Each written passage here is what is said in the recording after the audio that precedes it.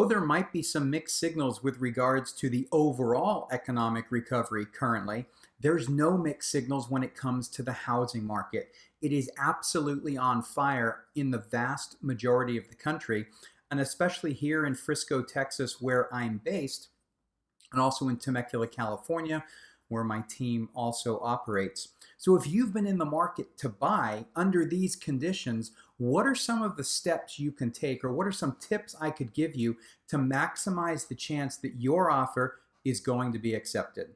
Hi, this is Andrew with the Andrew Smith team at eXp Realty. And right now, we are definitely in the midst of a seller's market. So as a reminder, a seller's market is one that usually by definition occurs when the number of months of inventory of homes, basically the amount of homes for sale, is relatively short. There's a low amount of homes for sale. So inventory is considered tight, therefore conditions are more in favor of sellers, which means that contract terms and negotiations are more likely going to favor the seller than they are you as the buyer. Because if you come in as the buyer too strong and the seller doesn't like what you're saying, they can simply say next, and there'll be somebody else behind you, ready and willing and able to buy under current conditions. So I'm just going to spend a couple minutes with you today and kind of give you some ideas on what that means and what you can do to make sure that your offer gets accepted. And first off, let's say it doesn't mean that you can't negotiate.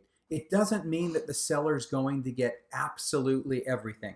Although conditions more favor sellers, that doesn't mean that they're holding all the power, so to speak. It's definitely in their favor, but they're not holding all of the power.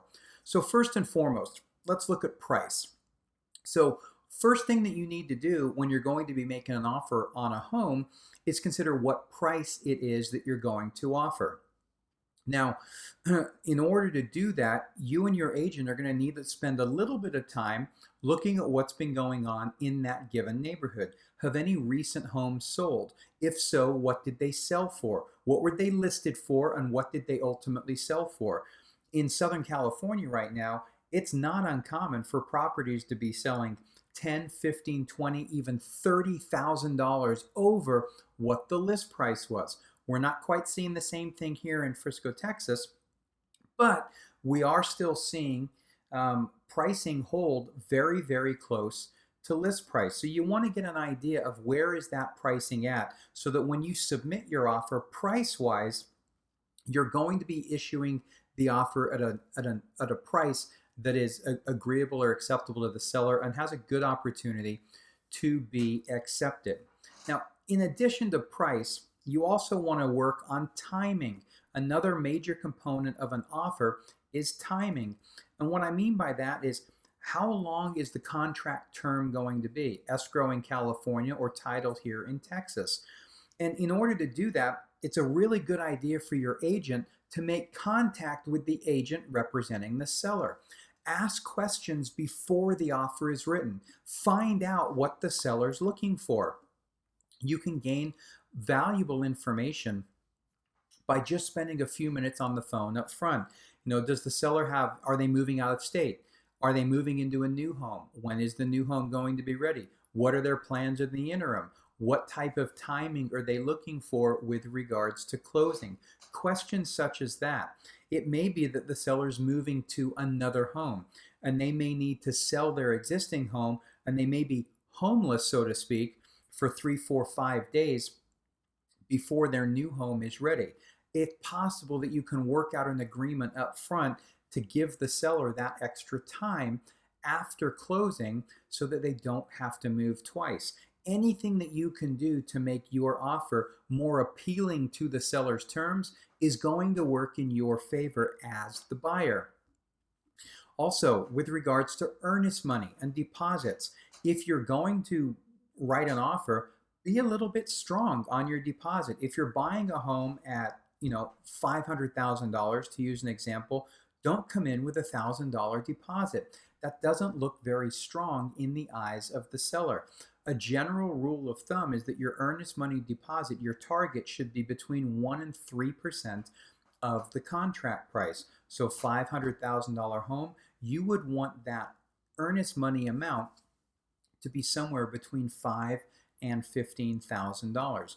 The higher the earnest money, the more committed it shows the seller that you are as the buyer. And that money is protected. It's a deposit. It only comes into jeopardy, or you're in jeopardy of losing it, should you cancel for no valid reason later on in the contract after any and all contingencies are removed or the option period has expired. Speaking of option period, that's going to specifically apply to contracts here in Texas. If you're able to do a shorter option period, that's going to be favorable to the seller. It takes the uncertainty out of what's going to happen with regards to inspections. That option period, remember, is only for your buyer's inspections. It is not the option period for loan approval or appraisal. That is handled separately. So it doesn't mean that your loan needs to be fully approved and the appraisal needs to be done in that time period. But if you can get your option period down, somewhere in the region of 7 days, that's going to look good to the seller. So you're going to want to be prepared, have an inspector lined up, things like that in advance. Now, once the option period, or once the inspection's done during the option period, the other thing to look at is repairs. Quite often I see buyers make the mistake of, being fairly lenient or easygoing, you may want to say, with regards to negotiating contract terms. But then when it comes to repairs requested as a result of the inspection, they become a different person. It's like, we're under contract now, we can ask for the world. No, you can't. Okay, the seller is still not going to agree to everything. And if you go in too strong and push too hard, the seller may not agree. And you're going to find that you're starting over. Now, I'm not saying that you should just roll over, and give the seller everything. But what I am saying is be reasonable with regards to the repairs that you're asking for. Make sure it's a critical item. Make sure it's a health and safety item. Items, I mean, if the home inspector tests the air conditioning and it doesn't work, that's a major item. Okay, if the inspector notes that there's a missing switch plate cover, that's not so major. Okay, so cosmetic things and things that are easily fixed, don't necessarily worry about it. Okay, those things are things that you can take care of over time yourselves. Focus on the critical items and you're going to be in a much better position to continue that transaction moving forward.